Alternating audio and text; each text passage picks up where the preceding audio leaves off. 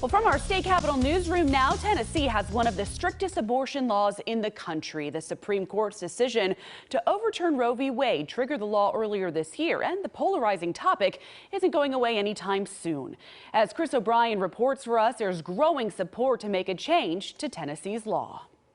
The bill as it currently stands is so restrictive. The current abortion law in Tennessee is pretty absolute, absent a thin affirmative defense clause. That clause makes it so doctors who perform a medical termination in life-saving situations are tasked with defending themselves from a felony rather than a district attorney prosecuting them. What that means is that you're guilty until proven innocent, which is contrary to what we normally use in the judiciary system. Senator Richard Briggs in Knoxville is a lifelong Republican and a self-identified pro-life politician. I have voted a Republican ticket now for 50 years. You can figure out how old I am. But he's signaling support to clarify the current law in two ways. One, to protect doctors who save a woman's life, and the other? I have seen two cases of 11-year-olds that became pregnant, one through rape, one through incest.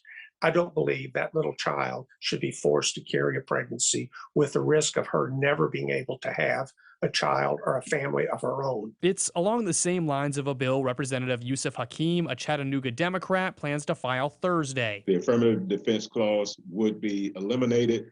It would also, in regards to rape and incest, make exceptions in that area. Given the Republican supermajority in both chambers, Hakeem's bill might be the only way Democrats can clarify the law. I do think there is a chance for this to pass because it's not asking that the entire legislation be changed or minimized. Democrats aside, Briggs says there is a growing base of Republicans who support some sort of clarification on the law.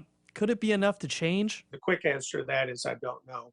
But I do know that even among Republican constituents, and these are, in general, at least in my district, very conservative people, there's concerns that the bill has gone too far.